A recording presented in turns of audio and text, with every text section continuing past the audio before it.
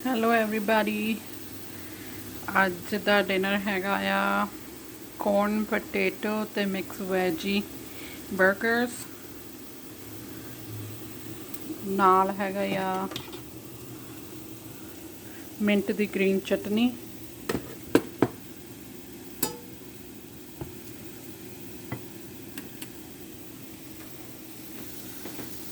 roasted broccoli,